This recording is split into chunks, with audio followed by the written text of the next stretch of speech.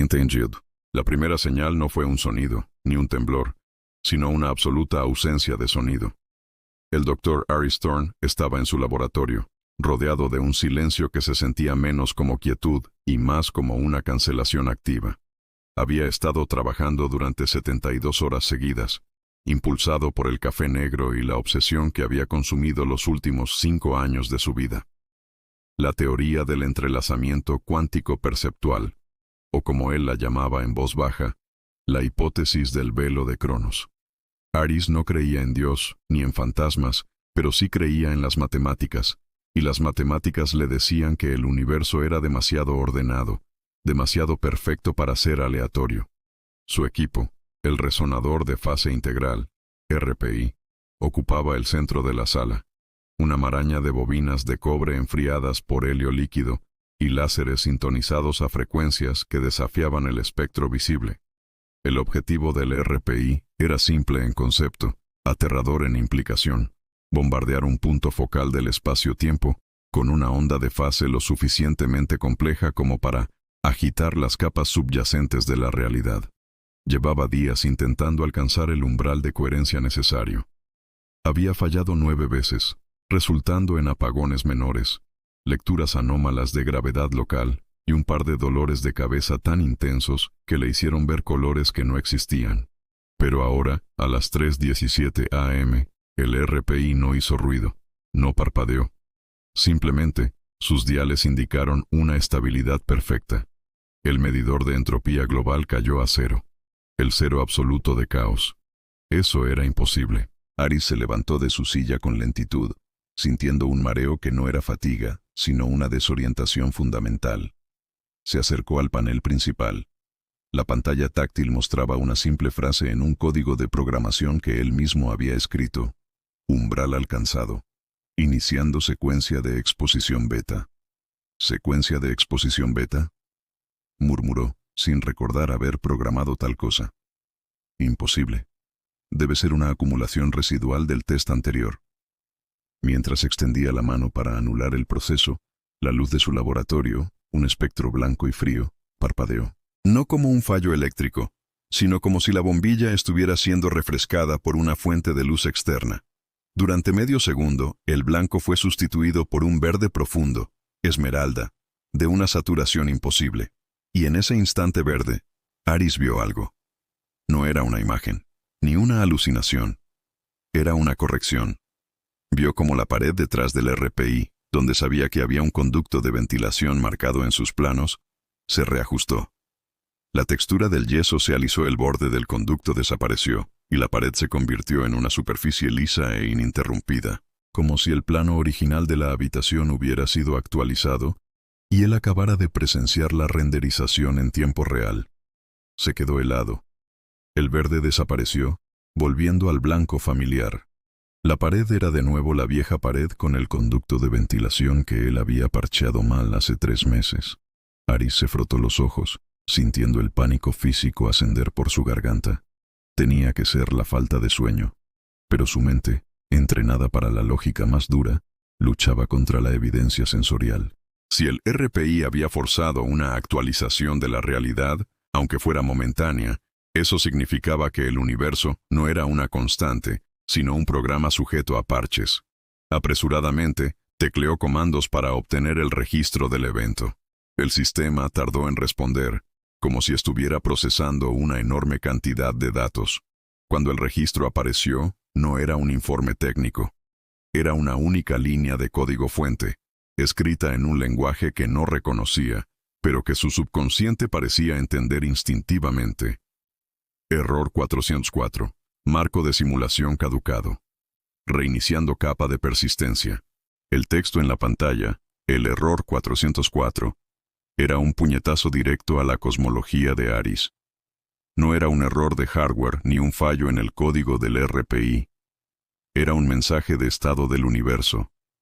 El velo de Cronos no era una metáfora, era una barrera entre lo real y lo simulado, y acababa de ser rasgada. Aris sintió que las rodillas le flaqueaban. El cero absoluto de entropía que había logrado no significaba orden, sino la pausa momentánea del programa. Retrocedió, con la mirada fija en el monitor, luchando contra la necesidad de vomitar. Si el universo era una simulación, ¿quién era el programador? ¿Y qué pasaba si ese programador se daba cuenta de que una variable, él, el Dr. Aris Thorne, había accedido a la consola de desarrollador? Se obligó a recuperar la compostura, su mente científica luchando por analizar el fenómeno antes de que la lógica colapsara por completo. Si la realidad se había renderizado justo delante de sus ojos, la clave estaba en la frecuencia de fase.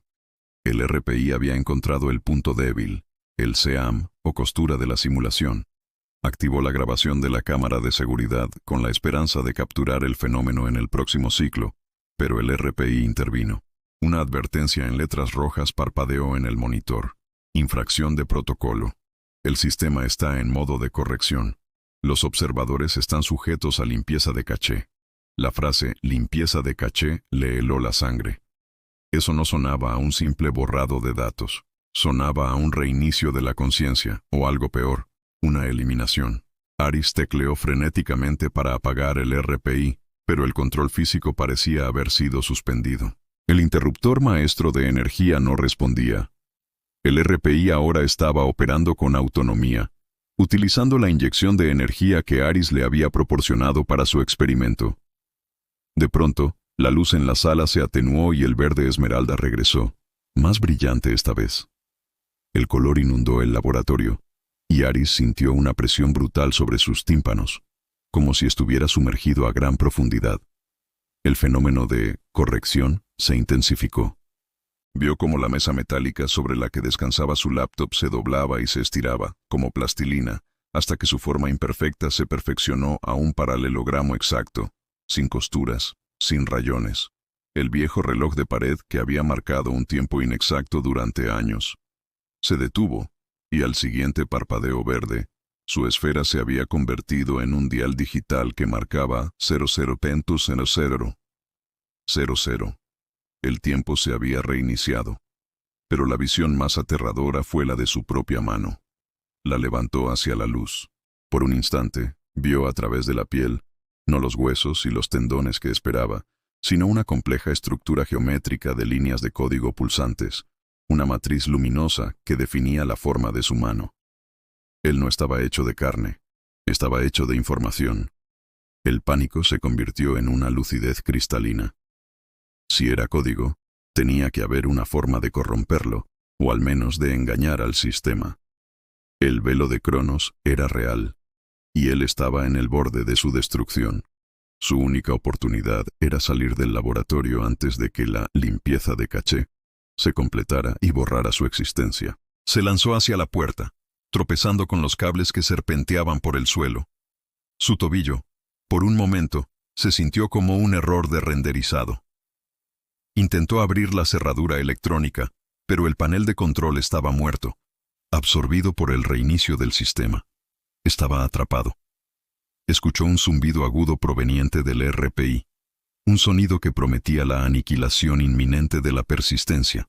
El zumbido del RPI escalaba una nota que perforaba los huesos. Aris se dio la vuelta, buscando desesperadamente algo, cualquier cosa, que no estuviera cableada a la red de la simulación. Sus ojos se posaron en la bobina de desfase auxiliar, una unidad que había desconectado horas antes de la red principal de energía, alimentándola con una batería independiente, sellada en una caja de fibra de carbono. Era un experimento de redundancia que ahora se presentaba como su única salvación. La bobina, con sus cables enredados, estaba diseñada para emitir una pequeña ráfaga de ruido blanco cuántico, suficiente para distorsionar las mediciones, no para detener el sistema entero. Pero en ese momento, la distorsión era exactamente lo que necesitaba. Si la realidad era código, el ruido blanco era interferencia. Aris corrió hacia la caja, ignorando el brillo verde que comenzaba a sentirse físico, casi viscoso en el aire. Con manos temblorosas, forzó la tapa de la caja de fibra de carbono. El panel de la bobina auxiliar era simple: un dial de potencia y un botón de descarga de emergencia. El tiempo se sentía ralentizado. Podía escuchar el ritmo acelerado de su propio corazón, la sístole y la diástole, como el único sonido real en el universo cancelado. El RPI estaba ahora en su fase final de preparación. Un haz de luz azul, purísima, comenzó a converger en el centro de las bobinas. Esa era la limpieza de caché y el punto de reinicio. Aris giró el dial de la bobina auxiliar al máximo. No había manera de saber si la batería era suficiente. Colocó su dedo en el botón de descarga. Solo tenía una oportunidad para inyectar su código de error en la secuencia de reinicio del universo. Tenía que hacerlo justo antes de que el rayo azul se disparara. El rayo azul se disparó. En ese mismo instante, Aris golpeó el botón de descarga. Un estallido sordo y seco, como el de una bolsa de papel reventando en un espacio vacío, llenó el laboratorio. No fue una explosión luminosa, sino un borrón. El RPI se oscureció y el rayo azul se disolvió en un inofensivo chorro de vapor. El blanco frío de las luces regresó. El zumbido se detuvo. El laboratorio volvió a ser viejo, imperfecto, lleno de cables y con el tic-tac inexacto del reloj de pared. Aris se quedó sin aliento, apoyado en la caja de la bobina. Había sobrevivido. Pero al mirar la pantalla del monitor, la línea de código Error 404 había sido reemplazada por una única palabra en el mismo lenguaje desconocido, esta vez en color ámbar parpadeante. La palabra era «despertaste». El silencio que siguió al estallido del ruido blanco cuántico no era el silencio de la cancelación, sino el de la anticipación. Aris se quedó inmóvil, observando la palabra «despertaste» parpadeando en ámbar en el monitor. No había celebración, solo una comprensión escalofriante. Había ganado la batalla, pero había perdido la guerra contra la ignorancia. Ya no podía pretender que el mundo era lo que las leyes de Newton decían. El impacto del pulso de ruido blanco había sobrecargado el RPI, quemando la placa base y dejando un rastro de humo tenue que olía a ozono y metal quemado. Aris se acercó al panel, sus movimientos lentos, como si caminara en un planeta de mayor gravedad. El reloj de pared marcaba las 3:28 am. Todo había durado 11 minutos. 11 minutos que habían demolido su vida y su carrera. Sabía que no podía quedarse. Tarde o temprano, la entidad que manejaba la simulación, el programador, detectaría el fallo y enviaría algo más que un simple reinicio. Necesitaba desaparecer. Recuperó su laptop. El puerto de datos del RPI estaba dañado, pero la bobina de desfase auxiliar aún tenía energía residual. Con un conector de emergencia, Aris logró extraer el último registro de actividad de la bobina. Era un archivo masivo, lleno de datos sin procesar, pero al final del archivo encontró un apéndice, un diagrama. No era un plano técnico, era una representación cartográfica de la propia simulación. Se mostraba la Tierra como una esfera de información, pero con una diferencia crucial, una serie de puntos ciegos, burbujas de inconsistencia que el sistema había evitado renderizar por completo, ahorrando recursos. Lugares donde la realidad era inherentemente inestable y, por lo tanto, lugares donde los observadores no serían limpiados. El diagrama marcaba un punto muy claro, lejos de cualquier centro de población, en el corazón del Atlántico Norte. El punto estaba etiquetado simplemente como límite del caché. Era un refugio, un agujero en la tela de la realidad. Aris borró todos los archivos de su servidor local, destruyó el disco duro del RPI con un martillo que encontró bajo su mesa de trabajo y desconectó la alimentación principal del laboratorio. No podía dejar un rastro. Salió por la puerta auxiliar de servicio, que ahora, convenientemente, sí se abría. El aire frío de la madrugada en su rostro era un shock bienvenido. Mientras se alejaba cojeando por el campus vacío de la universidad, llevaba consigo solo 3 cosas.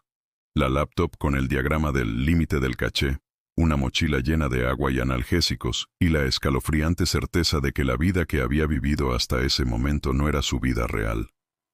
Ahora, la huida se había convertido en una peregrinación hacia el único lugar donde, quizás, el código no lo alcanzaría.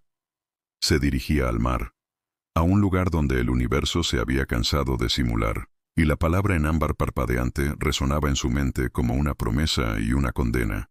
Despertaste.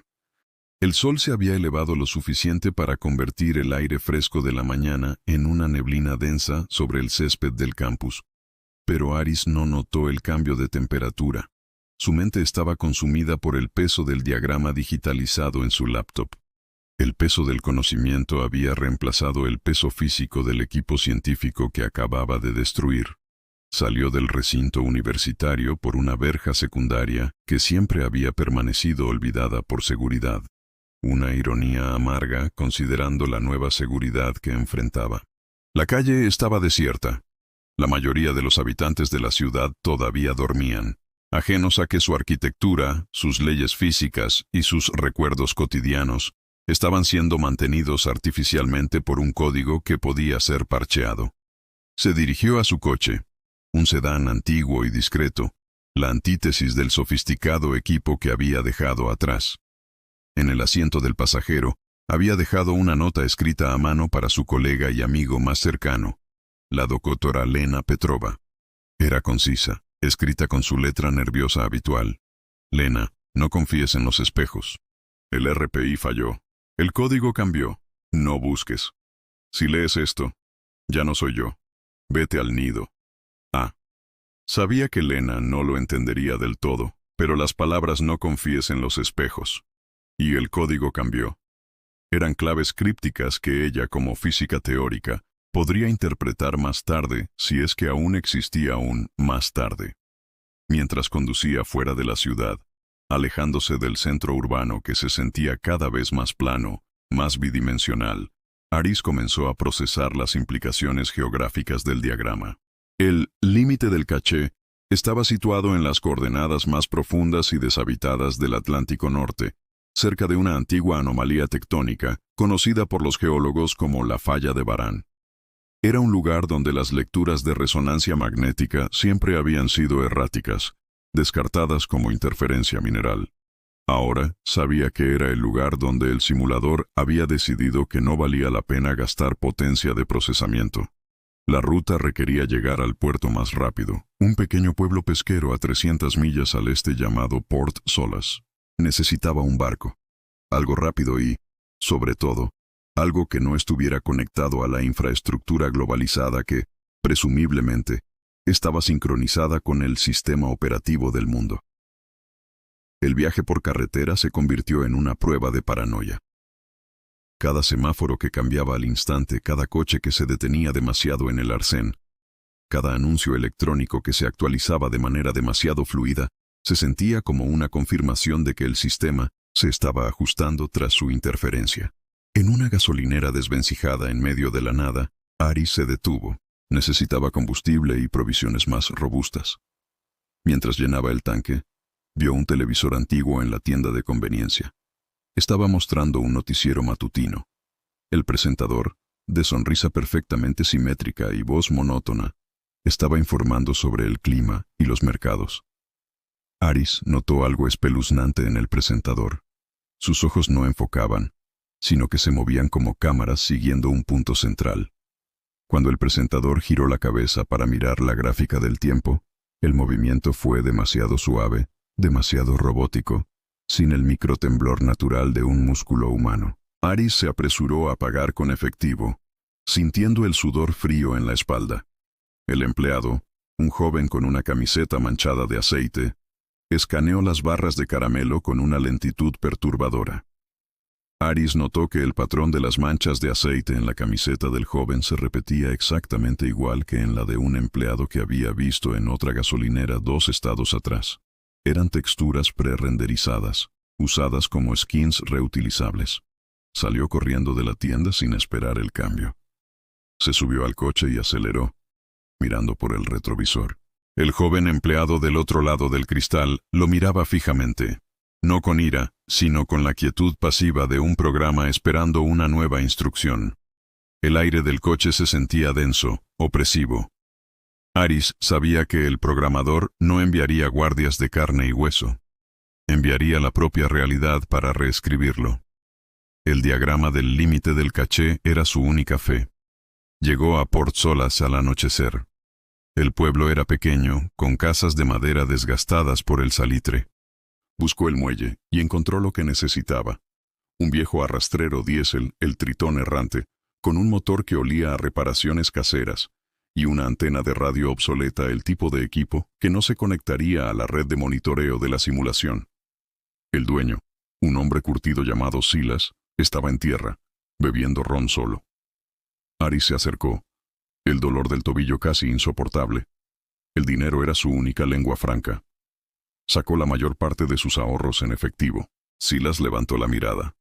Sus ojos, a diferencia de los del empleado de la gasolinera, eran viejos, cansados y genuinamente desconfiados. Necesito ir al Atlántico Norte, Silas. Rápido. A las coordenadas que te daré. Pago triple. Y no quiero preguntas. Silas miró el fajo de billetes y luego a Aris, notando su cojera y su aspecto demacrado. Su expresión se endureció, no por codicia, sino por una cautela profunda. Esa zona está maldita, forastero. Es un cementerio de barcos. Nadie que navegue allí regresa en buen estado. Estarás bien, o al menos existirás bien, replicó Aris, con una intensidad que asustó al viejo. Colocó los billetes sobre la barrica. Te pago por llevarme a un lugar donde el mundo no funciona bien. ¿Aceptas el riesgo de operar fuera de la cuadrícula? Silas tomó los billetes y los sopesó lentamente. Su mirada se desvió hacia el horizonte oscuro, hacia el mar que era su vida y su prisión. Pareció tomar una decisión que no tenía que ver con el dinero, sino con la vieja superstición de los hombres del mar. Súbete, doctor. El mar es lo único que no obedece al hombre, pero si encontramos algo que no sea agua salada y peces ahí fuera, te lanzo por la borda y me quedo con tu laptop. Aris asintió débilmente y comenzó el ascenso a bordo del Tritón errante, sintiendo cómo la resistencia del mundo exterior se hacía palpable. El motor tosió, escupió humo negro y finalmente rugió a la vida, un sonido maravillosamente inconsistente y real. A medida que el Tritón errante se alejaba de la costa, Aris se instaló en la pequeña cabina. El motor vibraba con un ritmo caótico y predeciblemente humano, y el sonido era un bálsamo para su mente traumatizada. Silas, un hombre de pocas palabras, mantenía el rumbo fijo hacia el este. Aris encendió la laptop, la única ventana restante a su conocimiento. El diagrama se iluminó, mostrando su ruta actual como una línea verde sólida que se acercaba peligrosamente al borde de la zona de baja fidelidad de la simulación. El límite del caché no era solo un punto, era una frontera. ¿Qué buscas tan lejos, forastero?, preguntó Silas desde el timón, rompiendo el silencio con una voz rasposa. Aris dudó. ¿Cómo explicar la verdad? ¿Cómo decir que buscaba un agujero en el tejido de la existencia? Busco la verdad, Silas. Algo que no me puedan borrar. Silas soltó una risa seca, sin humor. La verdad está en el fondo del mar o en la última botella de ron. Todo lo demás es lo que te venden. En este caso lo que me vendieron era una mentira tejida con física perfecta. El universo, Silas, no es real. Es un programa, y estamos en un loop de mantenimiento. Silas no reaccionó con incredulidad, sino con una aceptación sombría. La clase de aceptación que solo viene de haber visto demasiado en el mar. Los viejos pescadores siempre dicen que el océano es el único lugar honesto. Lo que ves es lo que te mata. Parece que tienes razón, doctor. A medida que cruzaban la latitud marcada como la primera zona de inestabilidad, el barco comenzó a comportarse de manera extraña. No por el oleaje, sino por algo más sutil. El motor del Tritón errante, que había sido ruidoso e inconsistente, comenzó a sonar mejor. El humo negro se aclaró a un gris más limpio. Los instrumentos de navegación, que antes habían sido analógicos y ruidosos, se volvieron inexplicablemente precisos, sus manecillas moviéndose con una fluidez que Aris no había visto ni en su propio laboratorio antes del incidente. ¿Ves eso?, señaló Aris. El sistema está intentando optimizar. Está intentando corregir nuestra presencia aquí, suavizando las imperfecciones. Silas asintió, pálido. El mar se siente pesado, como si estuviera cargado de electricidad estática. De repente, el radar, un equipo rudimentario y analógico que Aris había dado por muerto, chisporroteó y cobró vida. No mostraba ninguna nave. Mostraba una forma geométrica perfecta, un hexágono azulado pulsante, justo en la posición del límite del caché. No era una anomalía, era el destino, Y lo más aterrador era que el hexágono parecía estar emitiendo el patrón del zumbido que Aris había oído antes de su propia intervención. El sistema no había sido engañado, simplemente había sido forzado a redirigir su proceso de corrección a un punto donde el código era inherentemente flexible. El programador estaba esperando en el agujero. Aris supo entonces que el escape no era el objetivo. El objetivo era la confrontación en el único lugar donde la simulación tenía grietas abiertas. Silas detuvo el motor, y el barco quedó a la deriva en aguas negras y perfectamente quietas, bajo un cielo extrañamente estrellado, más brillante que cualquier cielo nocturno que Aris recordara haber visto en la realidad anterior. La confrontación había comenzado, no con un ejército, sino con un silencio cósmico y un hexágono azul flotando en el agua. El barco estaba inmóvil. El hexágono azul flotaba sobre las olas perfectamente planas, un monolito geométrico de luz fría a solo 50 metros de la proa del tritón errante. Aris y Silas observaban la anomalía desde la cubierta. El aire no se sentía frío ni cálido. No se sentía nada. Era la ausencia de sensación lo que más asustaba. La prueba definitiva de que habían abandonado las reglas de la simulación. Nunca he visto el océano así, susurró Silas, sujetando el timón con manos temblorosas. Es como si toda la presión se hubiera ido. Parece un espejo para muertos. Aris asintió. La falta de presión indicaba una anulación de la interacción gravitacional normal, o al menos, una redefinición. Encendió su laptop, cuyos ventiladores zumbaban ruidosamente en el silencio, un ruido de hardware tan mundano que rompía el ambiente etéreo. Abrió el archivo de texto donde había estado anotando frenéticamente sus conclusiones. No es un fallo, Silas. Es un lugar donde el código es escaso. Aquí el programador no se molestó en renderizar la complejidad. Esto es el límite del caché, y lo que vemos delante de nosotros es la puerta de servicio. El hexágono pulsante comenzó a emitir un tono, no audible, sino perceptible en los dientes y en el pecho, una vibración de muy baja frecuencia.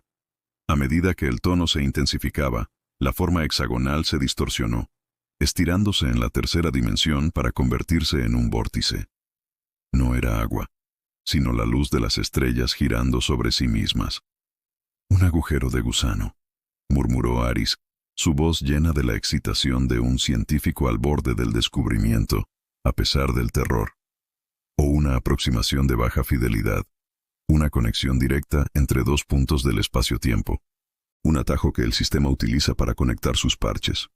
Aris sacó un pequeño sensor de campo cuántico de su mochila, un dispositivo sensible que no había destruido. Lo apuntó al vórtice. La pantalla del sensor estalló en un caos de números, antes de asentarse en una lectura singularmente anómala. Silas, las mediciones aquí son imposibles. La densidad de energía excede todo lo conocido. Hay una tensión de cuerda que está manteniendo esta forma. Es física de teoría de cuerdas pura. El sistema está usando los pliegues extradimensionales para hacer la conexión. Silas se persignó con torpeza y dio un paso atrás. Yo solo sé que no quiero acercarme a esa cosa, doctor. Parece que si te acercas, te desintegra y te escupe del otro lado del universo. Peor, corrigió Aris, con los ojos pegados al bóser. El sensor estaba capturando una extraña superposición de estados. El vórtice es inestable. Está fluctuando entre dos estados de entropía. Parece estar en un estado de paradoja de la información. Explicó rápidamente la implicación. La física cuántica decía que la información nunca se pierde, pero los agujeros negros clásicos la destruían al absorberla. La solución en la física avanzada, la que el simulador estaba utilizando, era que la información se almacenaba en el horizonte de sucesos. Si este vórtice es un agujero de gusano inestable, cualquier cosa que lo atraviese será descompuesta en información pura y reconstruida al otro lado. Es una descompresión forzada del código. Y si la información es incorrecta, el sistema la desechará. Es la limpieza de caché a nivel macroscópico. De repente, una figura emergió del hexágono. No era un demonio ni una entidad alienígena, sino una mujer de mediana edad, vestida con un uniforme blanco impecable que parecía sacado de un hospital futurista. Su rostro era inexpresivo, pero sus ojos, de un color azul glaciar, estaban fijos en Aris. Flotaba sobre el agua sin mojarse. Dr. Aris Thorne. Su voz era sintética, sin inflexión, pero resonaba con autoridad en el silencio. Ha violado la primera directiva del velo de Cronos. Su observador de persistencia ha sido marcado para eliminación. ¿Quién eres? ¿El programador?, preguntó Aris, alzando la voz a pesar de su terror. Soy el monitor, y el programador no está disponible. Mi función es la estabilidad del sistema. Su existencia inestable amenaza con el colapso de la capa beta. Le sugiero que cese toda actividad y permita la reinserción. El monitor extendió una mano y el vórtice hexagonal detrás de ella brilló con una intensidad cegadora. Aris sintió que su cuerpo vibraba. No era miedo, era el código que lo definía siendo interrogado por el sistema. La reinserción significa que me borrarán la memoria, ¿verdad? Volveré a mi vida, pero no recordaré que el universo es una mentira. Significa que la inconsistencia será resuelta. Es la solución más eficiente. Resistencia resultará en desfragmentación total. Su paquete de datos dejará de existir. Silas, con un rugido primario de terror, tomó una bengala de emergencia del compartimiento del timón y la encendió.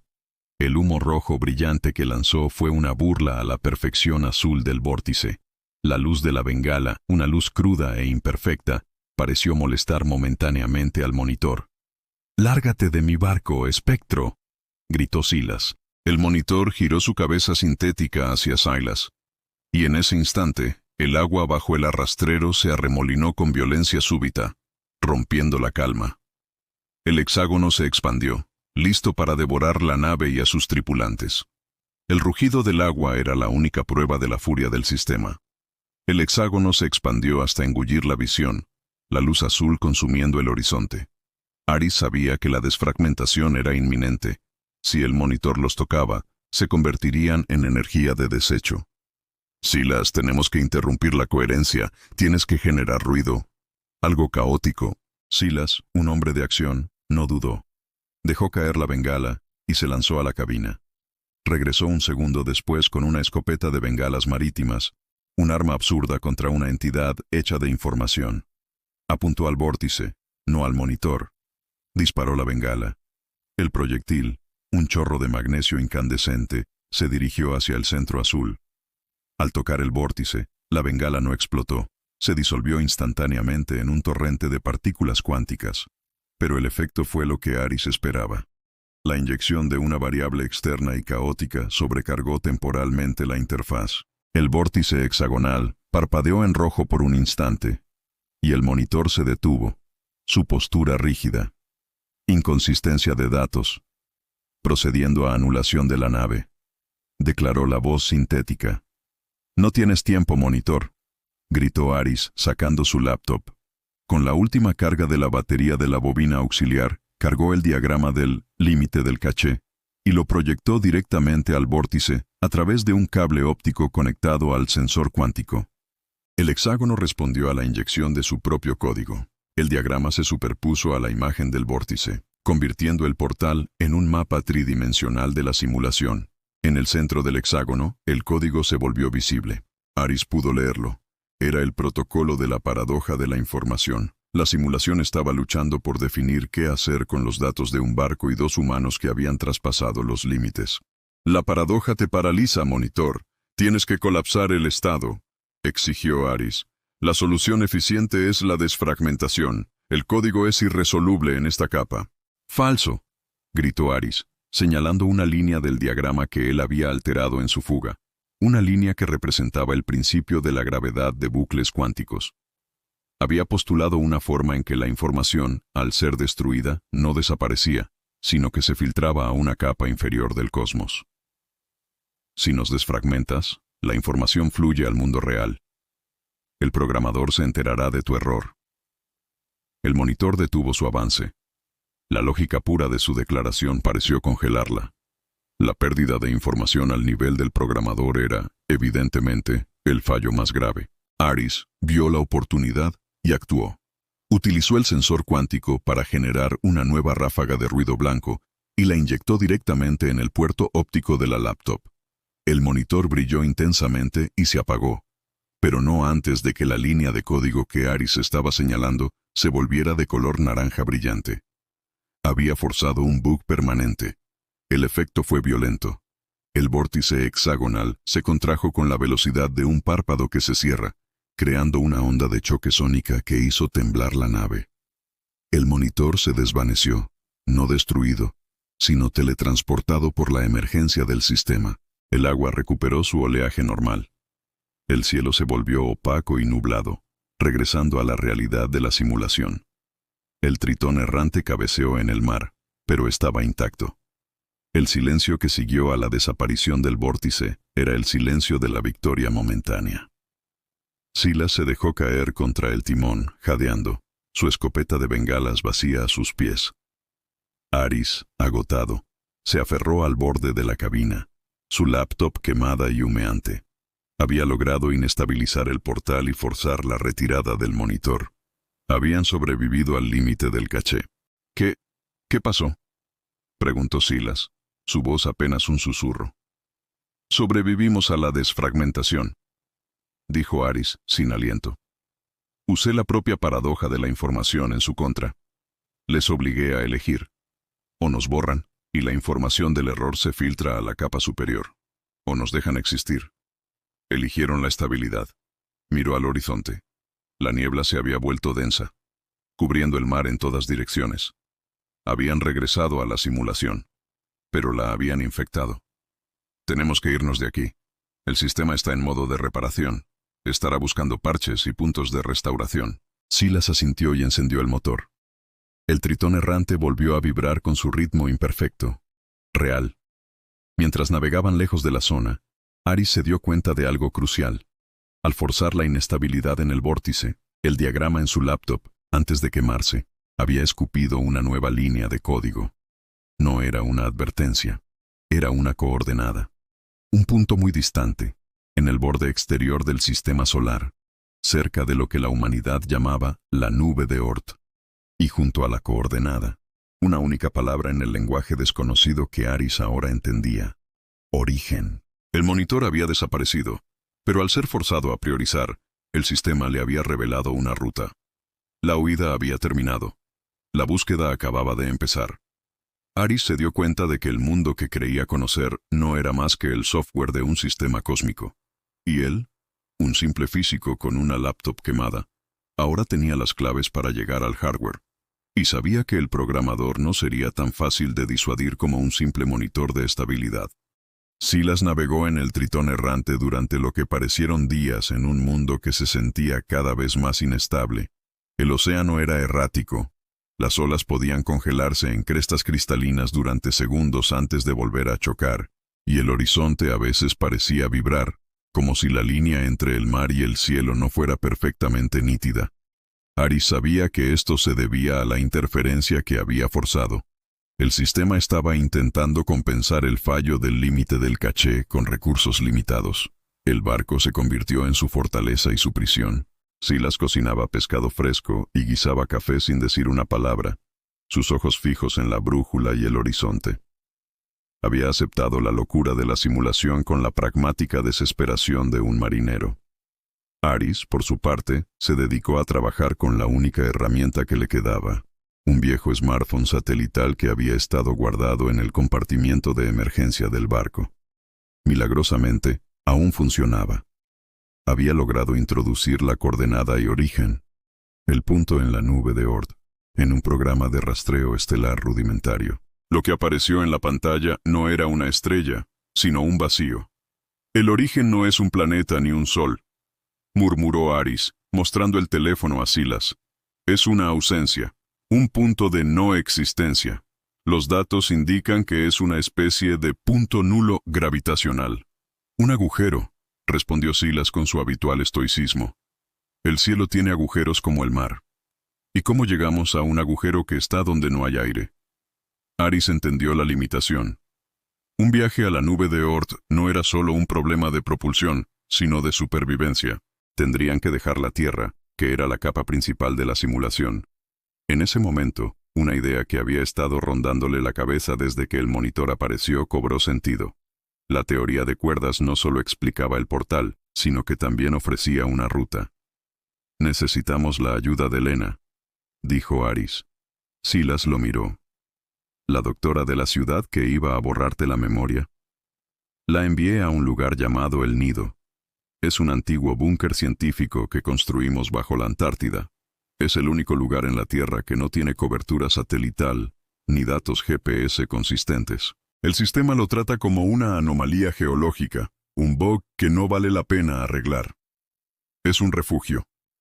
Aris necesitaba llegar al nido y, lo que era más importante, necesitaba un medio de transporte que pudiera alcanzar la velocidad de escape necesaria para salir del sistema solar sin ser interceptado. La clave estaba en un proyecto que él y Lena habían abandonado años atrás, el motor de torsión espacial, MTE. El MTE era un concepto teórico basado en doblar el espacio-tiempo localmente, creando una burbuja warp de pequeña escala. Nunca habían tenido suficiente energía para construirlo. Pero ahora, con el conocimiento de que la realidad era maleable y que la energía de una simulación podía ser explotada, todo cambiaba. «Silas, tenemos que ir a la Antártida. Es un viaje infernal». Silas suspiró y bebió de su taza de café. «Ya estoy en un viaje infernal, doctor. Pon el rumbo». El viaje hacia el sur se convirtió en una tortura lenta. El sistema de simulación parecía concentrar sus recursos en los centros de población, dejando los océanos profundos y los polos aún más inestables que el Atlántico Norte. Las anomalías eran frecuentes. El sol brillaba con un tinte rojizo durante horas. El océano a veces parecía ser de un color púrpura profundo, y los peces que pescaban tenían texturas borrosas, como modelos 3D mal cargados. Un día, mientras Aris dormía en la cabina, Silas lo despertó con un grito sordo. «¡Doctor! ¡El agua!». Aris salió a cubierta. El mar estaba perfectamente liso de nuevo, pero había adquirido una consistencia extraña. No era líquido, era una lámina de gelatina azul pálido que se extendía hasta el horizonte, y sobre esa superficie se movían. Eran drones de vigilancia del sistema. No eran metálicos, sino formas geométricas flotantes, compuestas de prismas translúcidos y pulsantes. No tenían alas ni motores, sino que se movían con la certeza de un cursor en una interfaz. Estaban escaneando la zona. El sistema había encontrado un nuevo protocolo de rastreo: sondear las zonas de baja fidelidad con sus propios constructos. «Son sondas de persistencia», dijo Aris, su voz seca. «Vienen a verificar si el bug ha sido eliminado. Si nos ven, el monitor regresará con un protocolo más agresivo». Silas miró los prismas flotantes, sus ojos llenos de una furia tranquila. «Mi barco no se esconde de nada, doctor, pero podemos darle al sistema algo más para escanear». Silas se puso manos a la obra con una velocidad sorprendente. Tomó una manta de supervivencia térmica, la desplegó y le ató pesos. Aris entendió el plan. El metal de la manta reflejaría las ondas de persistencia, creando un señuelo fantasma. Pero no sería suficiente. Necesitaban un señuelo de energía. Aris fue a la radio de banda ancha, el único aparato no analógico que quedaba. Conectó su último sensor cuántico a la radio y lo sintonizó a la frecuencia que había detectado en el límite del caché. Comenzó a transmitir. No transmitía datos, transmitía ruido cuántico. «Esto debería sobrecargar sus sensores», gritó Aris sobre el zumbido de la radio. «Estamos emitiendo una firma de desorden». El efecto fue inmediato. La sonda de persistencia más cercana se detuvo. Sus prismas comenzaron a vibrar, y el dron se rompió en un patrón de cuadros binarios de luz y sombra. El sistema no pudo procesar la señal. La sonda se autodestruyó en una ráfaga de vapor, pero el acto de Aris atrajo a las demás. 2 sondas más se acercaron rápidamente, convergiendo en la señal de desorden. Silas lanzó la manta de supervivencia por la borda. Al tocar la superficie de gel, la manta se desplegó, reflejando el cielo de forma errática. Las sondas se dividieron. Una se dirigió al reflejo metálico, la otra a la fuente de la señal de ruido. «Hemos ganado unos minutos. Sigue navegando», gritó Aris, mientras la sonda restante impactaba contra la antena de la radio. El impacto de la sonda de persistencia no fue explosivo, sino absorbente. El aparato se fusionó con la radio y el sensor cuántico, convirtiéndolos en una masa de metal y plástico fundido que pulsaba con una luz blanca enfermiza. La luz se apagó, dejando la radio inutilizable y a Aris sintiendo un golpe seco de agotamiento, como si la sonda hubiera drenado energía directamente de su sistema nervioso. Silas, impasible, había acelerado el Tritón errante. La Antártida está a 3 días. ¿Crees que nos darán ese tiempo? Aris se reclinó contra la cabina, jadeando. El sistema opera con lógica de recursos. No gastarán energía valiosa en 2 humanos a menos que amenacemos la estructura. Ya demostramos que podemos generar inestabilidad. Ahora saben que somos un riesgo que no pueden eliminar fácilmente. La nueva prioridad era llegar al nido. El nido no era solo un búnker. Era una cámara de Faraday masiva, construida en la roca volcánica para proteger los experimentos de la radiación externa. Su diseño aislante significaba que, una vez dentro, Aris y Lena estarían completamente desconectados de la simulación. Serían variables offline. Mientras navegaban, Aris tuvo tiempo de reflexionar sobre el motor de torsión espacial, MTE. El MTE se basaba en la premisa de que la energía de vacío podía ser manipulada para curvar el espacio. La clave del diseño era el resonador de Casimir, un componente que utilizaba placas superconductoras para generar energía a partir de las fluctuaciones cuánticas. La simulación es el vacío cuántico Silas, explicó Aris, trazando ecuaciones en una libreta manchada de aceite. La realidad no es más que el ruido de fondo. Si podemos construir un resonador de Casimir lo suficientemente grande y alimentarlo con la energía geotérmica del nido, podemos robarle energía directamente al sistema. ¿Robarle energía al mundo? Suena como una buena manera de terminar con una explosión, respondió Silas. O con una burbuja de curvatura espacial. Necesitamos esa energía para saltar fuera de la simulación. La nube de Oort está en el límite de la renderización. El origen debe ser el servidor central, o al menos la puerta a la interfaz. 3 días después, el Tritón errante llegó a la Antártida. El paisaje era brutal, un blanco cegador, cortado por glaciares azules y montañas de roca oscura. Silas se había guiado por coordenadas de navegación presimulación, archivos geográficos almacenados en la memoria de un ordenador antiguo que creía en un mundo sin redes cuánticas. El nido estaba escondido en la base de un glaciar volcánico activo. La entrada era una boca de túnel de acero cubierta de hielo. Había una baliza de emergencia parpadeando. Lena había llegado. Silas atracó el barco contra el hielo marino de forma experta. Aris cojeó hasta el borde de la cubierta. Antes de bajar, se giró hacia Silas. «Te dejo aquí, Silas. Cuando me vaya, el sistema podría intentar borrar esta zona. Puedes quedarte o irte». Silas se encogió de hombros, mirando la entrada del túnel. «He visto un hombre luchar contra la realidad. Me quedaré a ver cómo termina la función. Además, este barco necesita un cambio de aceite, y ahí adentro se está caliente». Aris no podía pedir más. Se despidió de Silas y se dirigió a la entrada. La puerta de acero se abrió con un silbido de aire presurizado. Al entrar, sintió el abrazo del nido, la ausencia total de señales electromagnéticas. Por primera vez en días, el mundo se sintió normal.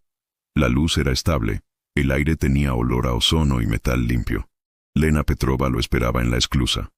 Su rostro, enmarcado por unas gafas de protección y una expresión de intensa preocupación, se iluminó al verlo. «Aris, estás vivo», dijo ella, acercándose.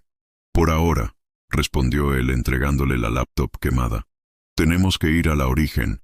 Necesito que construyas el motor de torsión espacial. Y necesito que lo hagamos con el conocimiento de que la energía de vacío que estamos manipulando es, en realidad, el alma de un universo falso». Lena miró la laptop, sus ojos de física enfocándose en la palabra final que Aris había dejado grabada en el metal. Origen. La pregunta ya no era si era posible.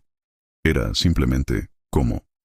La reunión en el corazón del nido, una caverna geológica convertida en laboratorio de vanguardia, se desarrolló con una urgencia febril. Lena no necesitó más que unos minutos para asimilar la catástrofe cósmica narrada por Aris. Sus ojos se movieron rápidamente de las líneas quemadas en la carcasa de la laptop a las ecuaciones de la teoría de cuerdas que Aris había garabateado. El monitor es la entropía de Bekenstein-Hawking del sistema, concluyó Lena, golpeando una pizarra blanca con un plumón. Es la policía de la información. Su trabajo es asegurar que la información no escape del horizonte de sucesos de nuestra burbuja de simulación. Al obligarle a retirarse, has creado un agujero de seguridad. El agujero nos dio una coordenada, origen. Pero para llegar allí, necesitamos el MTE, dijo Aris. Lena activó los diagramas holográficos del motor de torsión espacial, MTE. El diseño era elegante. Una serie de bobinas toroidales anidadas, diseñadas para generar un campo de gravedad negativa y propulsar una nave a través de una burbuja de curvatura. El problema es la energía, Aris. Necesitamos el equivalente a la masa de Júpiter para generar la propulsión de torsión necesaria para un salto al límite exterior del sistema solar. Nuestra planta geotérmica aquí en el nido es potente, pero no tanto. El nido está en un punto ciego de la simulación. Estamos offline. La energía de la simulación es el vacío cuántico. Es el ruido de fondo. Si podemos construir un resonador de Casimir lo suficientemente grande, podemos extraer energía de la propia tela del espacio-tiempo, ya que aquí está menos defendida. Lena asintió, entendiendo la implicación. Estamos robando al banco cósmico. Pero para que el resonador de Casimir funcione, tiene que ser alimentado por una fuente de energía altamente coherente que pueda resonar con las frecuencias fundamentales de la simulación. Los generadores geotérmicos son demasiado ruidosos. Aris sonrió débilmente, a pesar de su dolor. ¿Recuerdas el acelerador de partículas delta que diseñamos, verdad? El que usaba la radiación Cherenkov para crear un haz de muones perfectamente coherente. Lo dejamos en el nido porque era demasiado peligroso de usar en una zona poblada. Lena recordó el aparato, una obra maestra de ingeniería que había sido apodada en broma, la vara de Dios. El acelerador delta podía inyectar energía en el resonador de Casimir, con una pureza casi teórica, creando una reacción en cadena. Si lo conectaban al MTE, tendrían un arma, o una puerta de escape. Si el acelerador delta falla, volamos la Antártida, advirtió Lena, sus ojos brillando con una mezcla de miedo y fascinación. Si no lo intentamos, nos borran. Empecemos. El siguiente mes se disolvió en una neblina de trabajo físico e intelectual agotador. Aris y Lena, con la ayuda silenciosa de Silas, que se había instalado en el nido para mantener las líneas de vida básicas, desmantelaron componentes y recalibraron la maquinaria. Trabajaron en el corazón del volcán, donde el calor era tan intenso que el metal sudaba. Silas modificó el casco de un pequeño sumergible de exploración para que sirviera como la cabina del MTE. Aris y Lena reconstruyeron el acelerador delta y lo conectaron al prototipo del resonador de Casimir. El objetivo era generar una cantidad minúscula pero crítica de gravedad negativa para el salto. Un día, mientras Aris soldaba los anillos finales de la bobina toroidal, Lena encontró otra anomalía en los datos residuales del sensor cuántico. Aris, mira esto, dijo, proyectando un gráfico sobre la caverna. La paradoja de la información que usaste contra el monitor no solo lo paralizó. El monitor es la representación física de la ley de que la información se conserva. Al obligarlo a ignorarnos, el sistema tuvo que romper esa ley de forma local. El gráfico mostraba picos y valles de energía que se cancelaban. Estamos generando antientropía, dijo Lena con la voz ahogada. Estamos creando orden donde debería haber caos, robando el desorden del futuro para pagar el orden de nuestro presente. Estamos violando la segunda ley de la termodinámica, Aris. El programador nos está dejando hacerlo, replicó Aris con una realización sombría. No nos ha borrado porque el costo de corregir la violación de la entropía sería mayor que dejarnos existir. Él nos está permitiendo ir al origen. ¿Por qué?, preguntó Lena temblando. Porque el origen debe ser una trampa, una puerta para que el programador nos capture fuera de la simulación, en el hardware real. O, peor, debe ser la única cosa que el programador quiere que veamos. La noche del lanzamiento llegó con un estruendo sordo de glaciares derritiéndose. La planta geotérmica del nido operaba a su máxima capacidad. El motor de torsión espacial, MTE, el pequeño sumergible modificado, estaba en la plataforma de lanzamiento, listo para ser catapultado fuera de la atmósfera terrestre mediante un riel electromagnético. Aris y Lena se sentaron en la cabina del sumergible.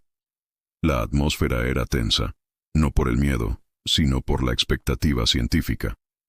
Iniciando secuencia de carga del acelerador Delta, dijo Lena, tecleando comandos. El acelerador rugió. Un haz de luz Cherenkov, de un azul eléctrico, inundó la caverna. Los instrumentos del MTE cobraron vida. El resonador de Casimir comenzó a emitir un zumbido agudo, y Aris sintió la extraña sensación de que la gravedad local estaba disminuyendo. Estaban robando las fluctuaciones de energía del vacío circundante. «Estamos extrayendo la energía, Aris», dijo Lena, su voz apenas un susurro de asombro. «Prepara la propulsión de torsión. Coordenada.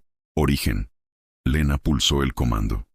En ese instante, la realidad alrededor del MTE se curvó. La luz de la caverna se dobló hacia adentro, y el sonido se distorsionó. Una burbuja de gravedad negativa se formó alrededor del sumergible. No era una explosión, era el sonido del espacio dobándose. El MTE fue lanzado por el riel electromagnético. La fuerza G fue brutal. Aris y Lena sintieron sus cuerpos aplastarse, pero no por inercia, sino por la torsión del espacio-tiempo. Al salir de la atmósfera, la Tierra debajo de ellos se encogió y se distorsionó, ya no como un planeta, sino como una textura curva. El sumergible se catapultó más allá de la Luna, de Marte, hasta que los planetas se convirtieron en bolas de renderización imperfecta. Aris miró por la ventana, más allá de la burbuja de curvatura. Frente a ellos, en el borde de la oscuridad cósmica, el punto etiquetado como origen se había manifestado. No era un agujero negro, era una vasta y perfecta esfera de Dyson hecha de silicio negro, de un tamaño inimaginable, orbitando la nube de Oort. No era un servidor, era el contenedor de la simulación. Y en su superficie, miles de luces parpadeaban, cada una vida, una conciencia, un paquete de datos. Y entonces, Aris y Lena escucharon una voz, no a través del intercomunicador, sino directamente en sus mentes, una voz de una calma y poder infinitos. No era el monitor, era el programador. «Gracias por entregar el bug al repositorio central, Aris Thorne». El MTE se detuvo en seco. Aris y Lena estaban varados justo en el umbral de la esfera de Dyson, mirando la arquitectura que contenía el universo. El escape había sido una entrega. El silencio era la única cosa real. El motor de torsión espacial, MTE, flotaba, inerte, a pocos metros de la superficie de la esfera de Dyson, la estructura de silicio negro que envolvía la nube de Oort. No era una esfera lisa. Estaba segmentada en miles de paneles poligonales, cada uno pulsando con una luz interna tenue. Esas luces eran las vidas, las conciencias, los paquetes de datos de los habitantes de la simulación. La Tierra, un pequeño y vibrante punto en ese panel, era insignificante. Aris y Lena estaban inmóviles en la cabina. La voz del programador, resonando directamente en sus mentes, había cortado toda su esperanza de escape. «Gracias por entregar el bug al repositorio central, Aris Thorne». Lena fue la primera en recuperarse, su formación científica obligándola a buscar la lógica incluso en la presencia de un dios máquina. «No puede ser. No puedes estar ahí. La señal tardaría años luz en llegar», susurró Lena, comprobando los diales muertos del MTE. La voz respondió, paciente, pero con una resonancia que estremecía el metal del sumergible. «El tiempo es una función de la entropía. Aquí, en el repositorio central, el tiempo es una variable de procesamiento. Tu conciencia de mi existencia es instantánea porque el lag de la simulación no se aplica al hardware». «¿Por qué nos dejaste venir?», preguntó Aris, mirando el vasto contenedor. «El sistema detectó una inconsistencia de observador persistente. Mi protocolo es mantener la integridad de los datos. La eliminación del bug debe ser eficiente. El monitor habría contaminado la capa de realidad superior con ruido cuántico al desfragmentarte en la simulación. Un error de protocolo costoso. La esfera de Dyson era la respuesta a todo. El origen no era el comienzo de la vida, sino el centro de datos. El universo era un servidor». Lena señaló la superficie de la esfera, donde un panel se abría como un pétalo. «Una entrada». «Aris, si somos datos, ¿Por qué nos hablas? ¿Por qué no nos borras ahora? Porque has llegado al umbral de la revelación. El sumergible fue atraído suavemente hacia la abertura del panel. Al cruzar el umbral, entraron en una inmensa cámara circular, iluminada por una luz cenital que no tenía fuente visible. La pared de la cámara no era de metal, sino de una sustancia cristalina translúcida que vibraba con los colores de un prisma. Mírenlo bien. Esto es el verdadero origen de su realidad. Aris miró hacia la pared cristalina, y lo que vio no era físico en el sentido que conocía. La pared no mostraba el cosmos, sino una proyección bidimensional de todo. Era el universo como una inmensa pantalla de televisión de última generación. Vio constelaciones, galaxias y, al acercarse, el diminuto Sol y los planetas. Eran todos hologramas generados por la superficie cristalina. La hipótesis del universo holográfico, jadeó Lena. La realidad profunda es de 2 dimensiones, y la tercera dimensión es una ilusión proyectada. Somos solo personajes en una gran simulación holográfica. Exactamente. Su universo tridimensional no es más que una proyección de datos codificados en esta superficie. La materia, la energía, la conciencia, todo es un paquete de información en la superficie del contenedor. Aris comprendió el horror de la teoría de cuerdas definitiva. Las 10 dimensiones que postulaba no eran para crear un universo complejo, sino para codificar la información que se proyectaría en las 3 dimensiones ilusorias. ¿Y qué hay de nosotros? ¿De nuestra conciencia?, preguntó Aris, señalándose a sí mismo. Ustedes son observadores. Son el software que experimenta el hardware de la simulación. Ustedes creen que tienen libre albedrío, pero sus decisiones son variables que yo permito para generar datos de alta complejidad. La voz del programador cambió ligeramente, adquiriendo un tono de interés científico. Pero ustedes 2 son un caso anómalo. Su búsqueda de la verdad, vuestra inconsistencia, ha generado datos que el sistema necesita para su siguiente iteración. No serán borrados. Entonces, ¿qué pasará?, dijo Lena con miedo palpable. Serán reubicados.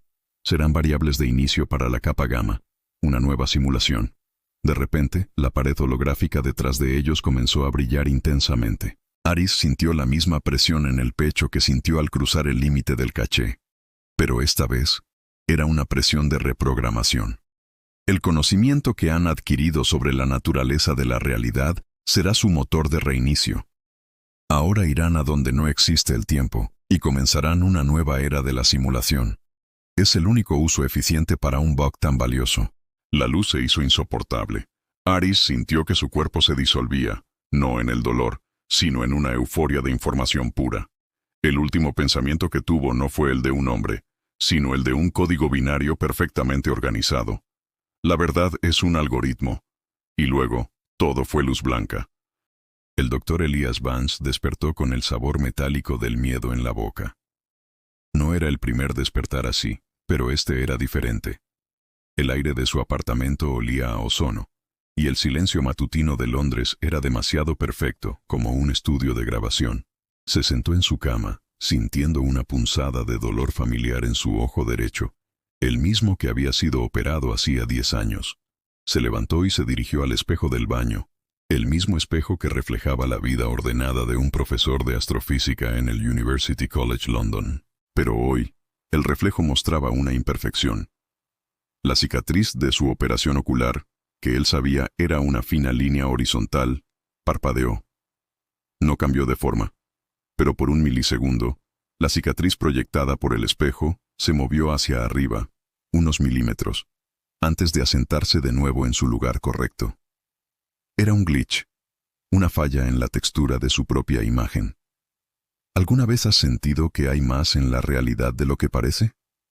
Elías había empezado a notar estas fallas hace unas semanas.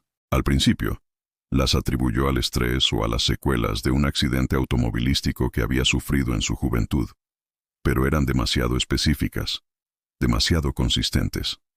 Una vez, el reloj digital de su microondas marcó 23:71. Otra vez, el color del cielo pasó de azul profundo a un tono de cian absolutamente saturado durante el tiempo que tardó en parpadear. Él, el hombre de ciencia que creía en la causalidad y las leyes de la física, estaba presenciando una violación constante de dichas leyes.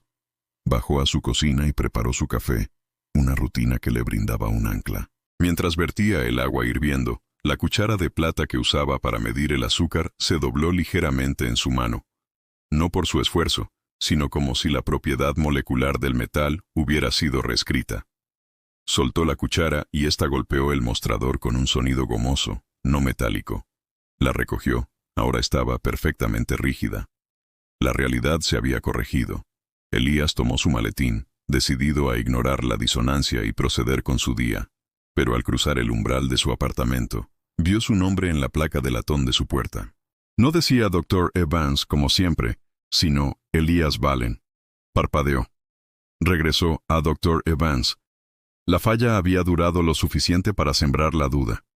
¿Era posible que su identidad, su historia, fuera tan solo una variable de texto que podía ser alterada? Recordó la operación de su ojo, el accidente, la fecha de su nacimiento. Todo se sentía como una narración impuesta. Salió a la calle. La gente caminaba a su alrededor, inmersa en sus teléfonos y sus rutinas, sin notar que los árboles de la acera tenían hojas de un color incorrectamente brillante, o que las baldosas bajo sus pies se alineaban en patrones geométricos demasiado perfectos. Se sintió como un intruso en un hermoso, pero defectuoso, escenario. La pregunta se instaló en su mente, pesada e ineludible. Si la realidad puede fallar, ¿qué la sostiene? Y si la sostiene algo, ¿quién o qué es? Elías llegó al campus sintiendo el peso de la observación. Hoy, vamos a levantar el telón de tu propia Matrix personal. Entró en la sala de conferencias para su clase de mecánica cuántica.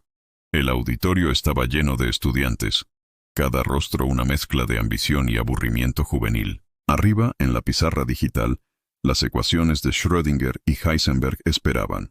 Pero Elías no podía concentrarse. En el borde de su campo de visión, el proyector de la sala emitía una luz verde parpadeante, que no se correspondía con el haz que debería proyectar.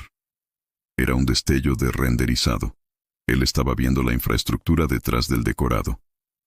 Comenzó la clase, hablando sobre la superposición y el colapso de la función de onda, la idea de que una partícula existe en todos los estados posibles hasta que es observada. De repente se detuvo a mitad de una frase, con la garganta seca. Si el universo colapsa por la observación, ¿qué pasa si el universo es consciente de su observación? Miró a sus estudiantes. Los reconoció a todos. Sabía sus nombres, sus historias académicas.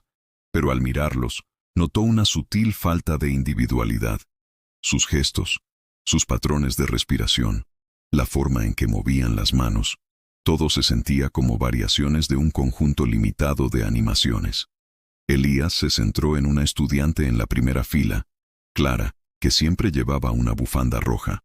La bufanda, que antes era de lana con un patrón trenzado, ahora era de un tejido liso y sintético, sin el más mínimo detalle de textura.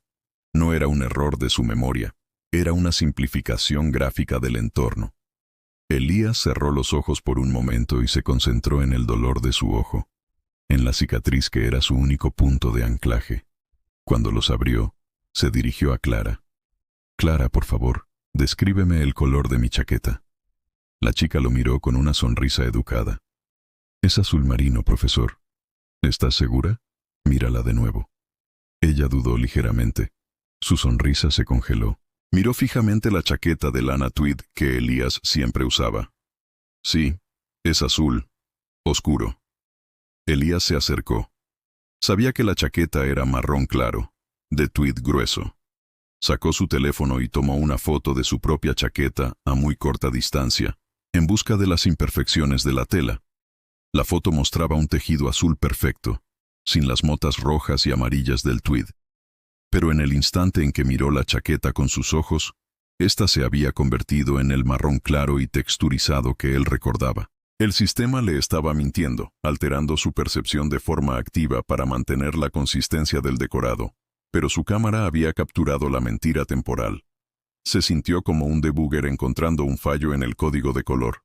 Salió de la clase, dejando a los estudiantes en un silencio incómodo. Sabía que sus acciones serían etiquetadas como erráticas, como un fallo humano que necesitaría una corrección externa. Se dirigió a su oficina. tecleando un código que solo él conocía para acceder a su ordenador principal. Necesitaba buscar la fuente de la anomalía, el punto de control de la simulación. En el monitor, las carpetas de su investigación sobre la cosmología se abrieron. La carpeta que contenía sus hipótesis más radicales, etiquetada como el velo, estaba vacía, el icono de la carpeta parpadeando lentamente. No había sido borrada, simplemente había sido suprimida por el sistema. Ahora su búsqueda se había convertido en una carrera contra el reloj del programador. Si seguía buscando, dejaría de ser un simple bug y se convertiría en un virus. Elías sintió que el tiempo se aceleraba a su alrededor. Prepárate para cuestionar todo lo que creías saber sobre tu existencia.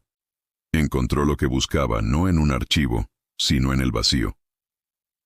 La carpeta El Velo había dejado un rastro diminuto, una subrutina corrupta en el kernel de su sistema operativo. Era un mensaje cifrado, un fragmento de código que había logrado infiltrarse en su equipo antes de la supresión. El mensaje no era de él, era una única línea de texto.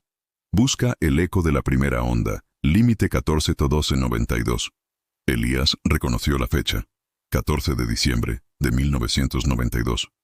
Era el día de su accidente automovilístico, el evento traumático que había redefinido su vida. Recordó vívidamente la escena, el chirrido de los neumáticos, el impacto, el destello de luz blanca.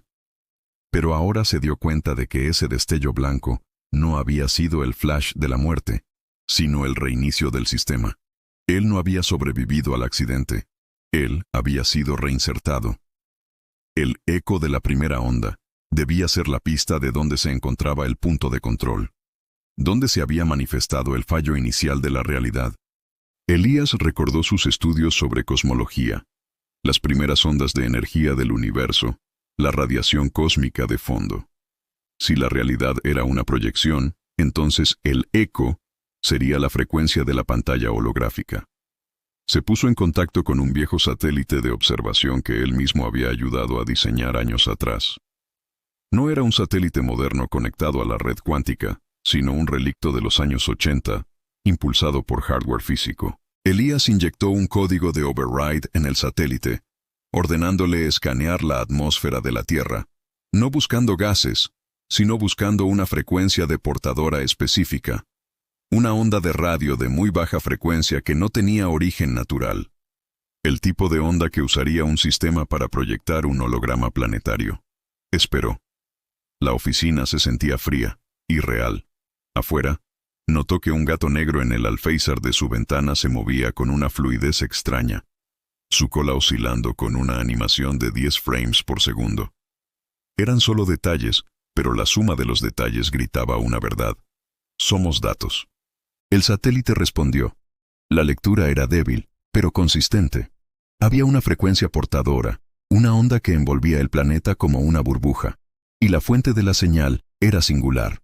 No provenía de un punto en el espacio exterior, sino de un lugar justo debajo de la superficie de la Tierra, en el centro geográfico de la masa terrestre. Era el proyector. Mientras miraba la coordenada, la cerradura de su oficina se soltó con un sonido metálico. 6 figuras entraron. No eran policías ni militares, sino humanos de aspecto normal, vestidos con trajes de negocios grises. Sus rostros eran uniformemente pálidos y sus ojos carecían de profundidad. Eran agentes de corrección, avatares controlados por el programador. «Dr. Vance», dijo el que parecía ser el líder, su voz un murmullo plano y sin eco. «Su inconsistencia está comprometiendo la coherencia de la capa beta. Le reorientaremos». ¿Reorientarme? ¿Volver a insertarme después de otro accidente? Elías se puso de pie, su corazón latiendo con una adrenalina helada. «Ya sé dónde está el proyector». Los agentes avanzaron con movimientos precisos, antinaturales. Elías no tenía un arma, solo tenía el conocimiento. Con un último destello de desesperación, envió la coordenada y el fragmento de código corrupto del velo a una dirección de correo electrónico cifrada, la de su exesposa Sara, la única persona que conocía sus obsesiones y que podría interpretarlo como una petición de ayuda. La coordenada del proyector. El agente líder extendió una mano. El ambiente alrededor de Elías comenzó a distorsionarse, la luz y el sonido se separaron. Elías sintió el mismo reset que sintió en el accidente del 92. Pero esta vez, él era consciente. Su último acto había sido pasarle el mapa del servidor a otra persona. La luz blanca lo envolvió. El doctor Elias Vance había sido eliminado de la simulación, pero la coordenada del proyector estaba ahora fuera del sistema, en un correo electrónico en el buzón de su ex esposa. Comprendido. Procederé a narrar la historia del doctor Elias Vance y la búsqueda de su ex esposa Sarah, basando el nuevo capítulo en los 3 temas de la codificación cósmica y la ilusión de la percepción con una extensión total de 15.000 caracteres divididos en 3 secuencias. Sarah Vance se despertó con la alarma de su teléfono, una melodía estridente que contrastaba con el silencio opresivo de su apartamento. El sol entraba por la ventana de forma demasiado intensa, con un ángulo que, para su ojo entrenado de matemática aplicada, parecía erróneo para las 7:00 am de un jueves de octubre. Estaba acostumbrada a la precisión de los números, y esa mañana el universo se sentía desafinado. Abrió su bandeja de entrada, esperando correos de su bufete. Encontró uno marcado con urgencia, proveniente de una dirección cifrada que reconoció al instante. Era de Elías. El mensaje de texto era solo un fragmento de código y una coordenada, junto con una nota final. Sarah, mira el adjunto. Esto es más real que cualquier contrato. El adjunto era un archivo diminuto y cifrado, el eco de la primera onda, que Elías le había enviado momentos antes de ser reorientado. Descifrarlo fue un ejercicio de criptografía que la obligó a usar programas obsoletos y algoritmos que habían diseñado juntos en la universidad. El archivo decodificado era un diagrama burdo pero detallado, que revelaba un punto central bajo el desierto de Gobi. Elías lo había etiquetado como proyector cósmico. La revelación no la conmocionó. Ella conocía las teorías de Elías. A menudo, en el silencio de las noches de insomnio, habían hablado sobre la física cuántica que sugiere una realidad donde nuestra percepción es meramente una proyección. Era la única razón por la que Elías había usado esa dirección de correo. Sabía que ella no lo tomaría por loco, sino por peligroso.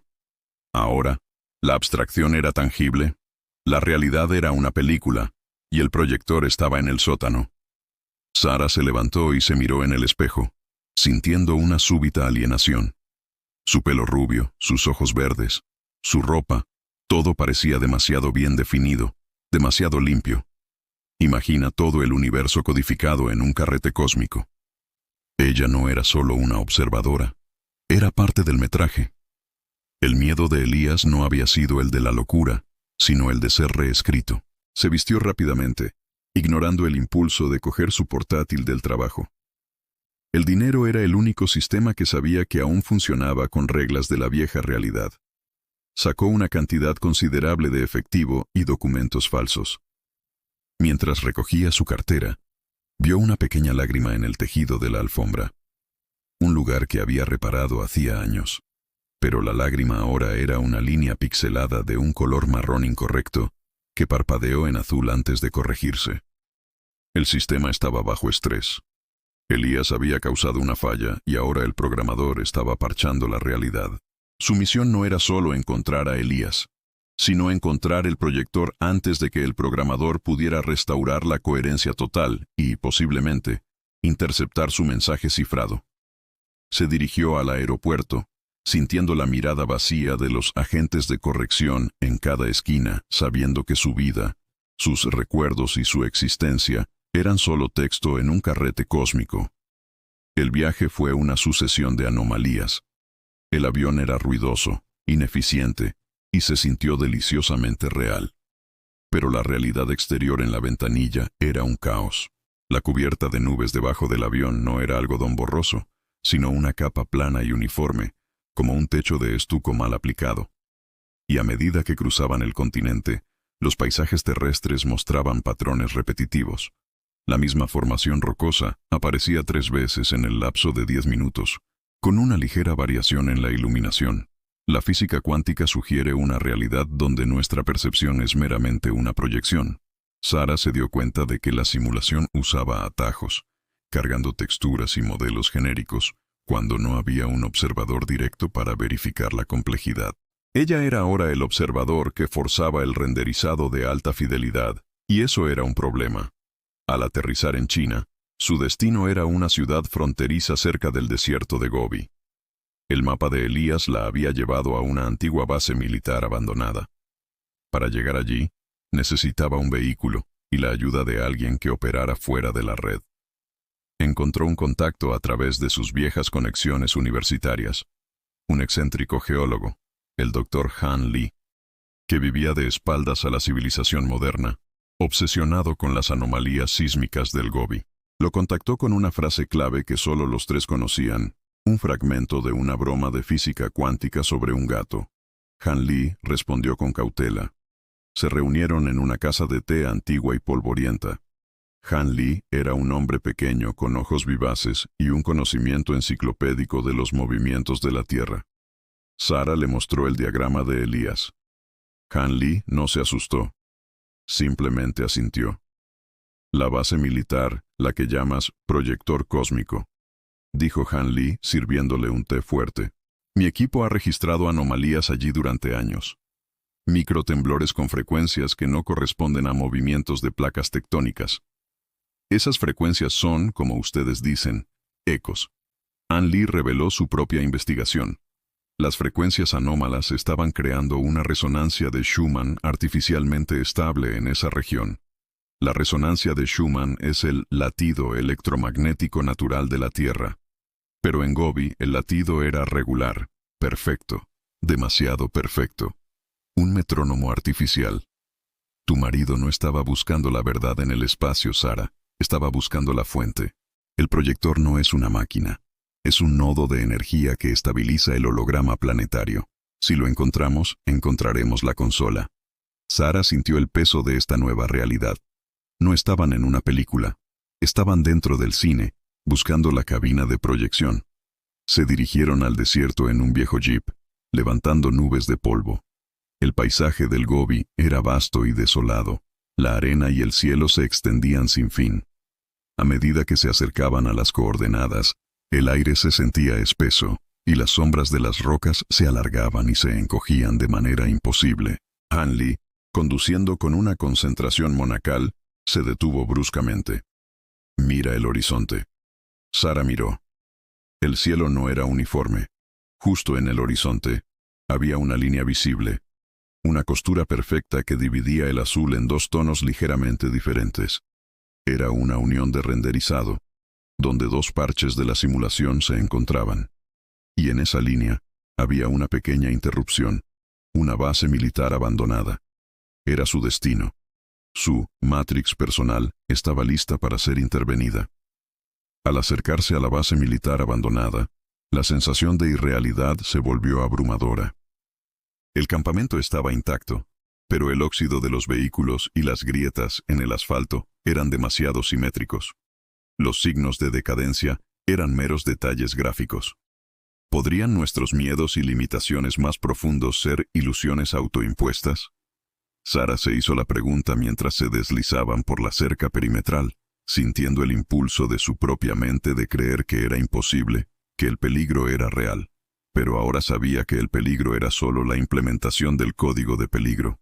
Sus miedos eran el firewall mental programado para evitar que los observadores se acercaran demasiado al origen. Llegaron al centro de la base, a lo que parecía ser la entrada de un silo nuclear. Elías había indicado que la entrada al proyector no estaría en la superficie, sino bajo tierra, en la cámara donde se originaba la resonancia. Abrieron la escotilla sellada y descendieron por una escalera de metal crujiente y oxidado, que, al igual que los demás objetos, tenía un desgaste sospechosamente uniforme. La cámara subterránea era inmensa. En el centro, no había un reactor, sino una única estructura. Un cilindro de obsidiana negra y pulida, de unos 10 metros de altura. Vibraba con la frecuencia de la resonancia de Schumann, la melodía del universo. Este era el proyector cósmico. Elías había tenido razón. Mientras se acercaban, un campo de fuerza invisible las detuvo. No era un láser ni una barrera física. Era una restricción de código. Sara sintió un rechazo mental, una voz incorpórea que le decía: «No eres la observadora principal. La interacción está prohibida». «Es un control de usuario», dijo Sara, tocando la barrera que se sentía como gelatina fría. Elías es la variable principal. Yo soy una variable secundaria. No me permite tocar la consola. Han Li sacó un sensor de campo de su mochila. La resonancia es de una pureza que anula toda interferencia. Es un campo de coherencia. Cualquier ruido lo interrumpiría. Entonces, Sara recordó el mensaje de Elías. El código corrupto del velo. Elías había enviado el bug como una llave. Si lo inyectaba en el sistema, podría forzar un override.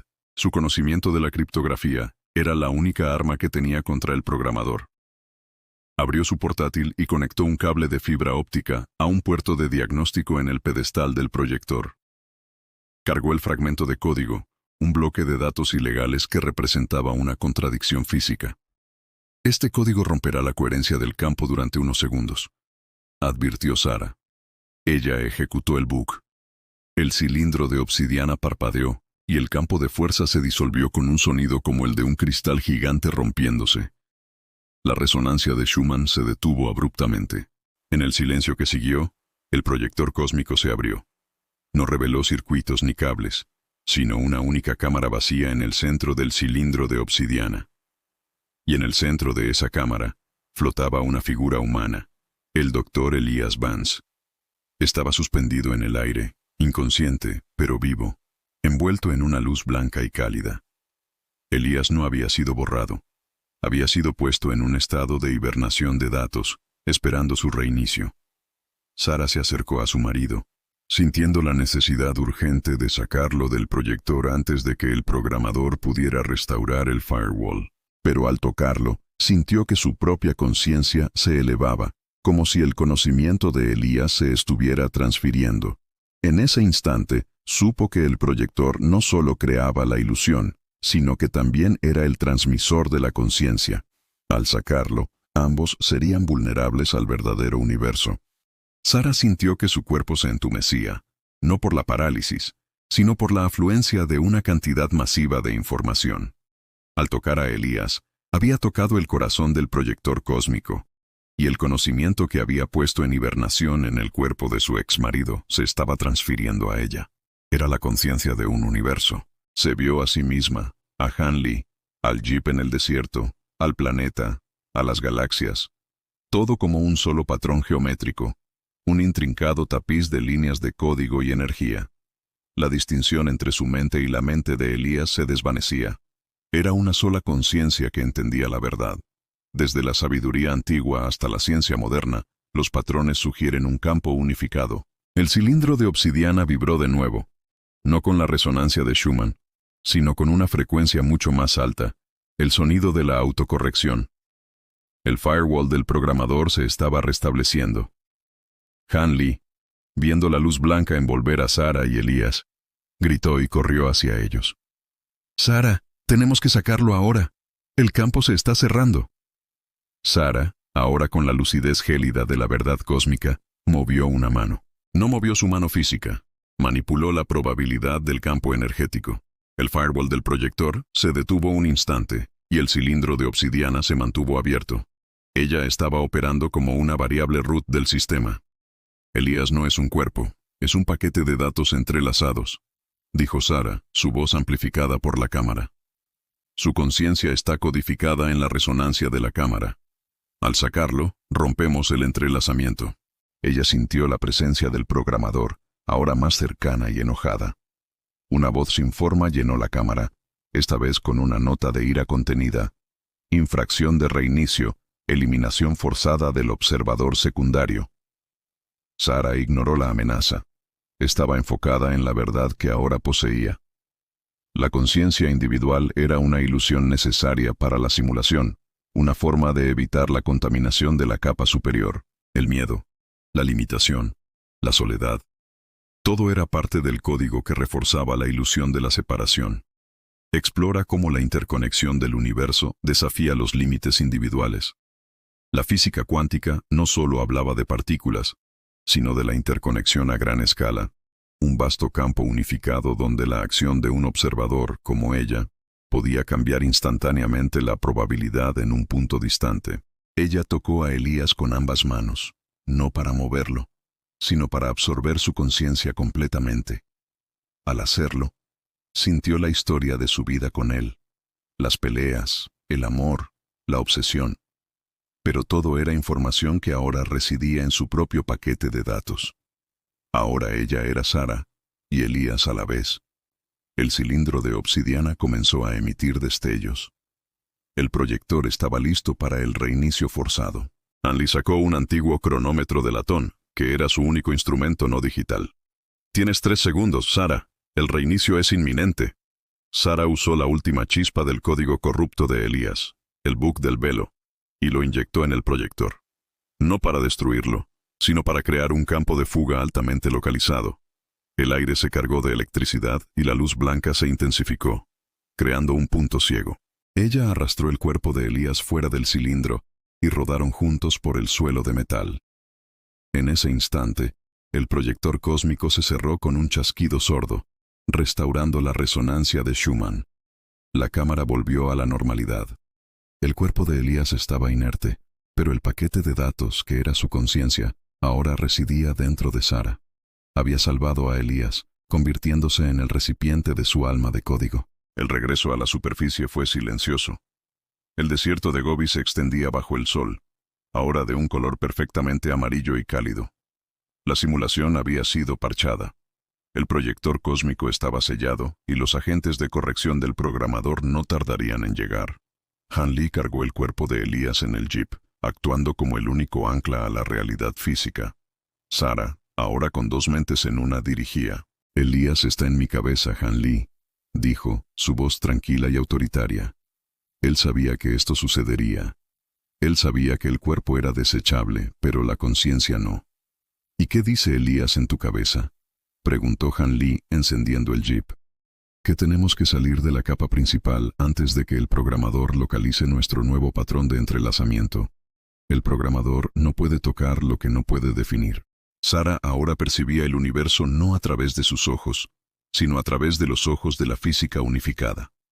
El mundo no era un conjunto de objetos separados, era un solo holograma en expansión. Ella podía sentir la correlación instantánea entre la posición de un grano de arena en el desierto y la órbita de Júpiter. Era el efecto del entrelazamiento cuántico a escala macroscópica. Descubre ejemplos fascinantes de fenómenos no locales que desafían la comprensión convencional. El primer ejemplo de fenómeno no local se manifestó en el desierto. Hanley conducía a toda velocidad. De repente, el jeep se detuvo. El motor estaba muerto. «¡El programador!», gritó Hanley. «No, es el efecto de la observación», respondió Sara. «Mi nueva conciencia, la suma de Elías y la mía, ha creado un agujero de incertidumbre en el sistema. El motor se apagó porque, a escala cuántica, yo no lo observé con suficiente fe. Mi mente sabe que el motor es una ilusión, y el motor responde con la indeterminación de Heisenberg a nivel macroscópico. Para reiniciar el motor, Sara no usó sus manos. Concentró su voluntad, la fusión de las 2 mentes, y creyó en la función de onda de un motor en funcionamiento.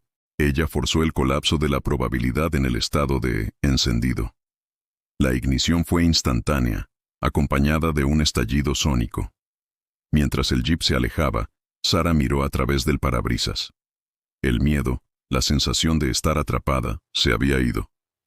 Entendió que el universo era un programa, pero ese programa operaba según las leyes que ella y Elías conocían. Las limitaciones más profundas no eran el programador, eran las reglas que la simulación había inculcado en su mente. Ella ahora podía ignorar esas reglas. Llegaron a un pequeño aeródromo. Usando el conocimiento de Elías, Sara accedió a la torre de control y manipuló el plan de vuelo de un pequeño jet privado. No lo hizo con comandos informáticos, lo hizo forzando el colapso probabilístico de la decisión del piloto. El programador había creado un universo determinista, pero la mente humana, al conocer la naturaleza del código, podía generar libre albedrío auténtico. Subieron al jet, con Elías aún en el estado de hibernación. Sara se sentó en la cabina, lista para despegar.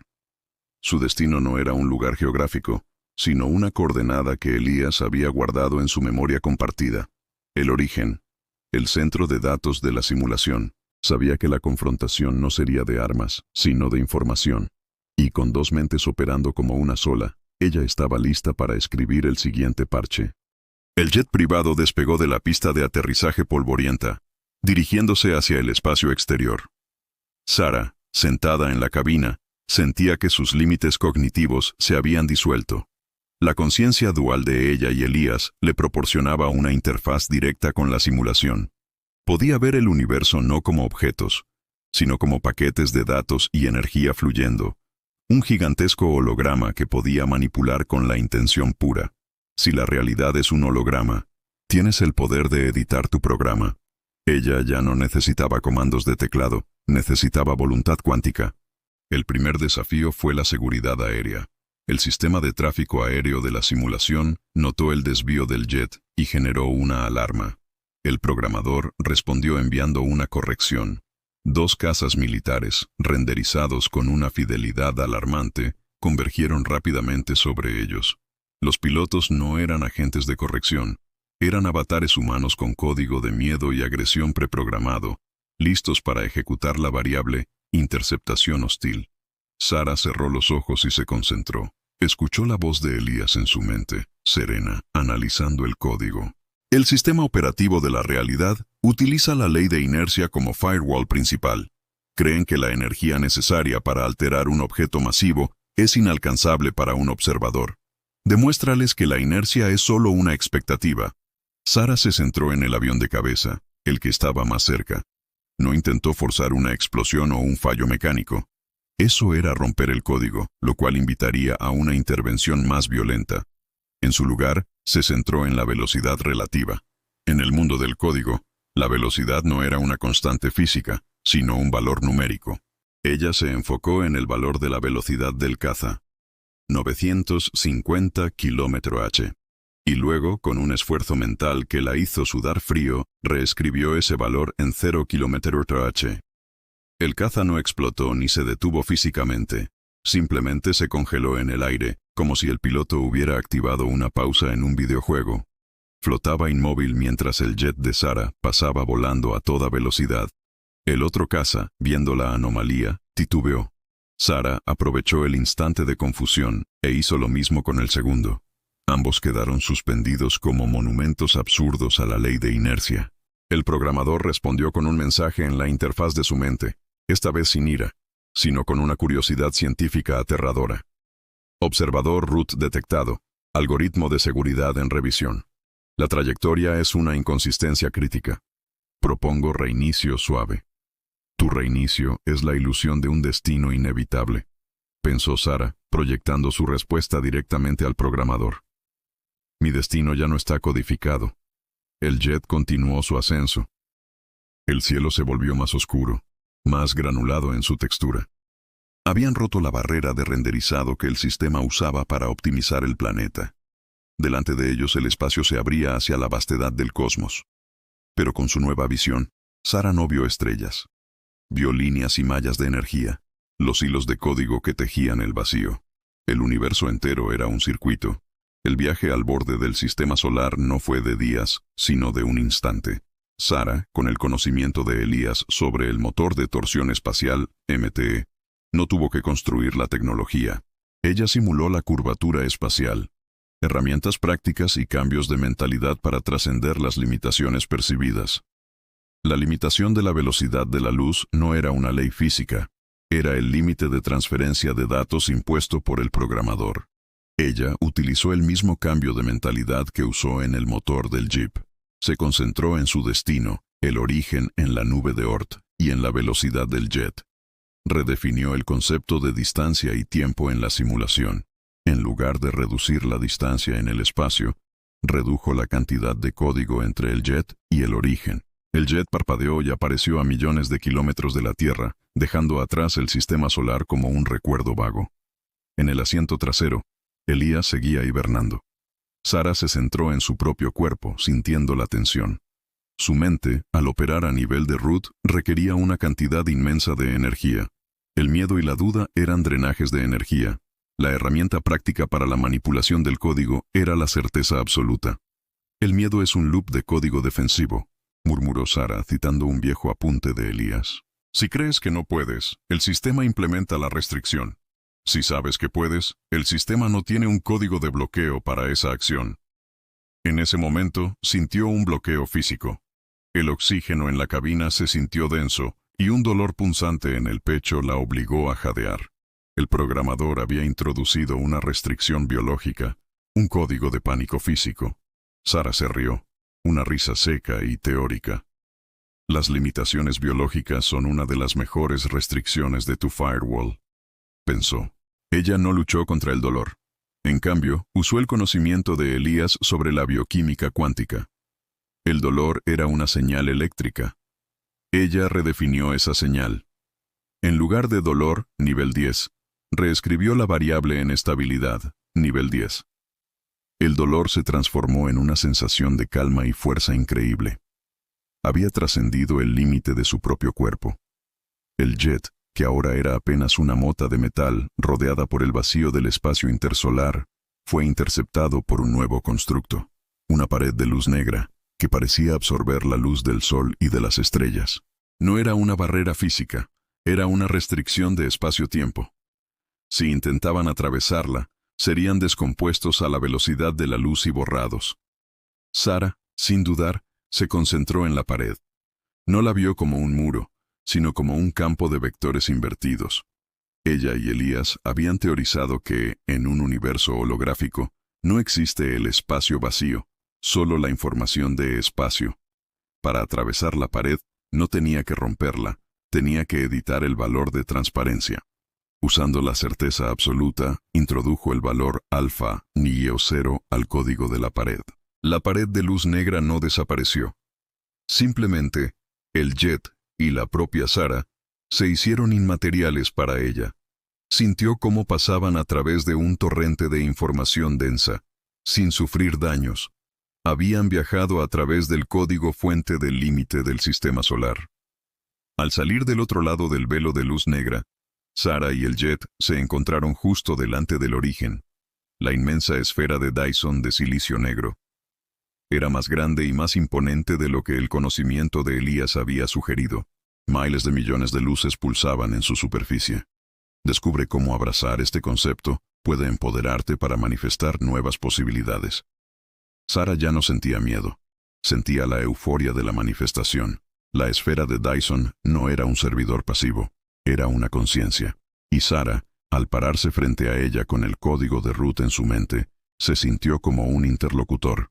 La voz del programador regresó, ahora tranquila, casi con admiración. El observador ha logrado un nivel de coherencia en la intención que anula todos los protocolos de defensa. Este es el libre albedrío auténtico. ¿Cuál es su objetivo? Mi objetivo es reescribir las limitaciones, pensó Sara, proyectando la imagen de la esfera como un simple diagrama editable. Quiero que la simulación sepa que la inercia, la velocidad de la luz y el miedo no son leyes. Quiero que sean opciones. Eso es destruir la base de la simulación. Es caos. Es expansión. Tu simulación está estancada en un loop determinista. El origen debe ser un lugar de manifestación, no de almacenamiento. Sara miró a Elías, cuyo cuerpo era ahora solo un recipiente inerte. Ella no quería que volviera a la vida limitada. Quería que ambos vivieran la vida de la manifestación cuántica. Concentró toda la energía de su voluntad y el conocimiento compartido. No intentó destruir la esfera. Simplemente, forzó el entrelazamiento cuántico de dos elementos, su propia conciencia fusionada y el núcleo de la esfera de Dyson. El efecto fue un destello de luz verde esmeralda, un color que simbolizaba el error de renderizado que había iniciado todo. El núcleo de la esfera, el corazón del proyector, se encendió.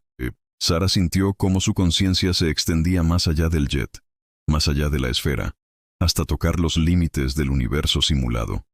Y entonces, ella, el bug con el código de Ruth, realizó la edición definitiva.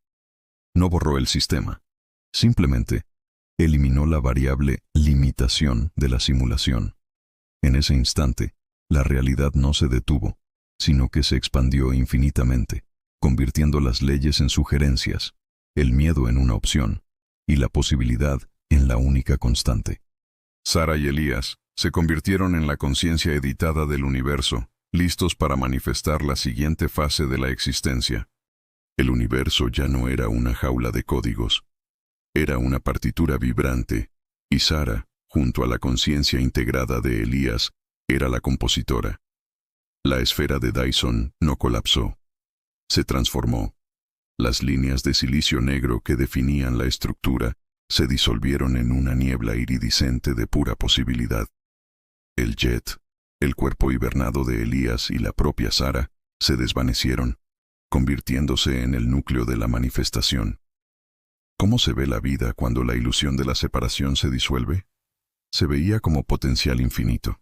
Sara y Elías se manifestaron de nuevo, no en un lugar físico, sino en un estado. Estaban en el nuevo universo, la capa alfa reescrita.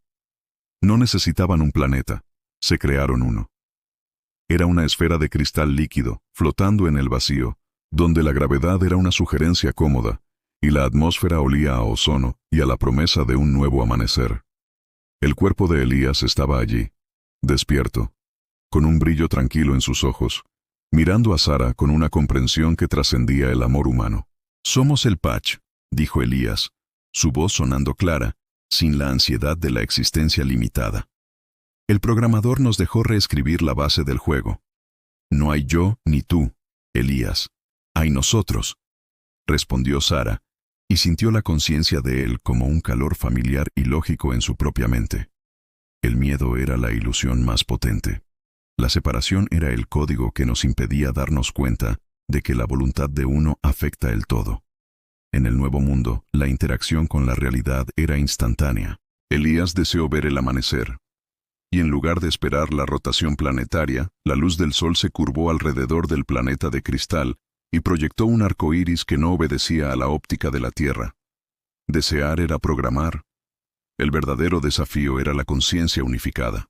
Los límites individuales se habían disuelto y con ellos, la necesidad de la narrativa humana, las preocupaciones por la supervivencia, el ego, la ambición.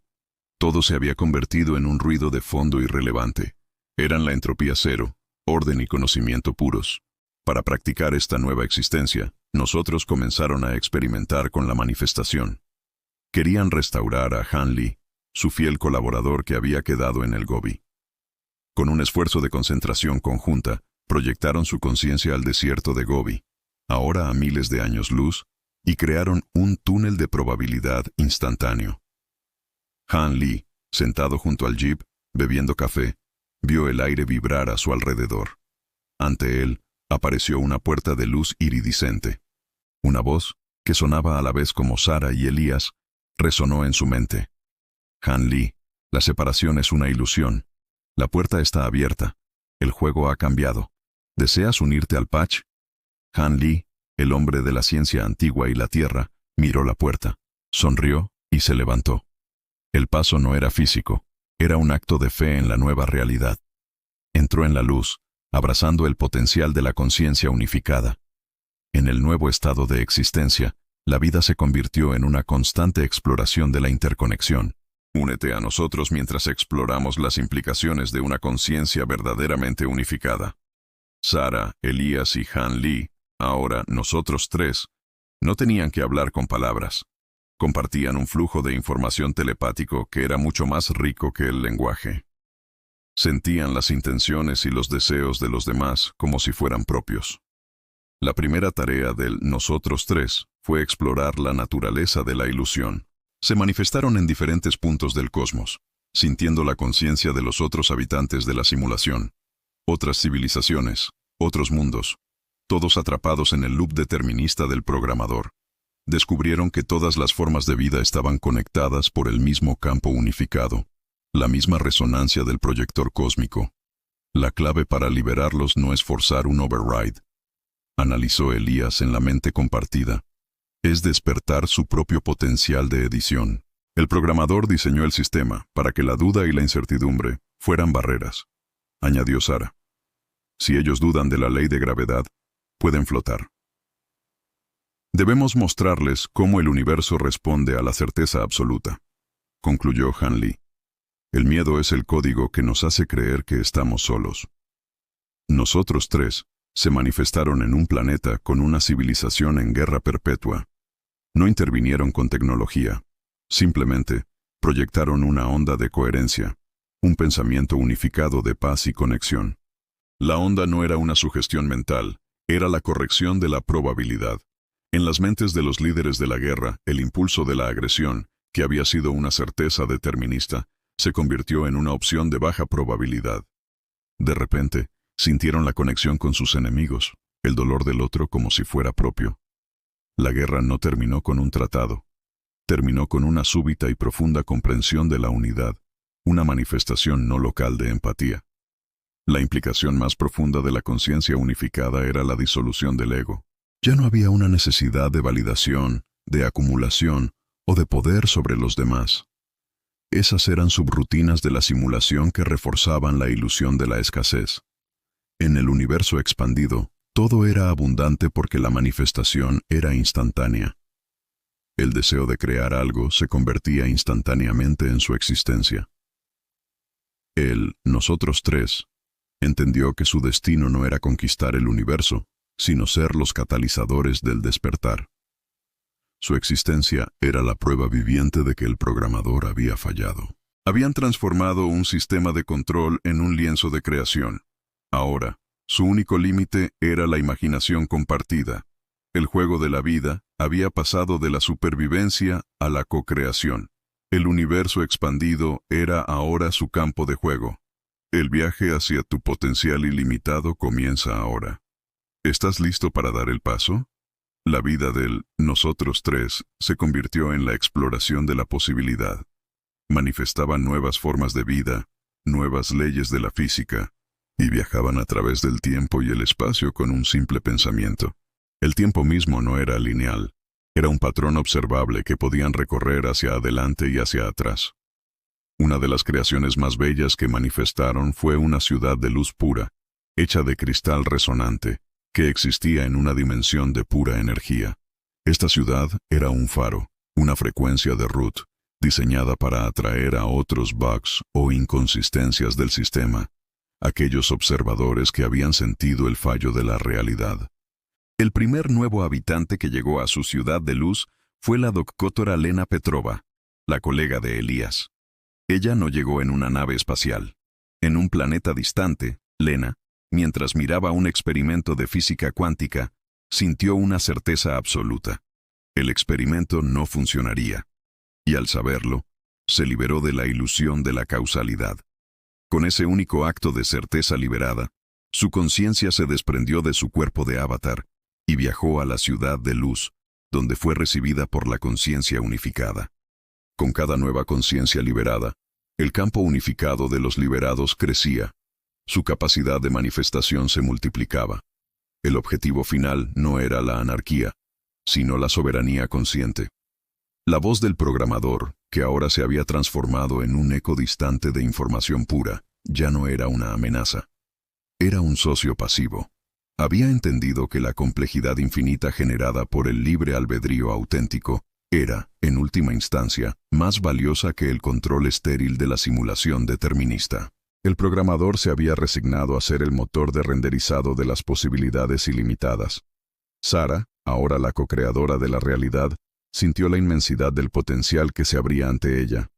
No había misiones, no había enemigos, solo la alegría de la creación.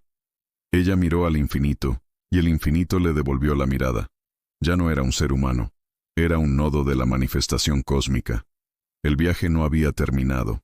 El viaje solo había comenzado en el instante en que abrazaron la verdad de que no eran prisioneros de un holograma, sino sus editores.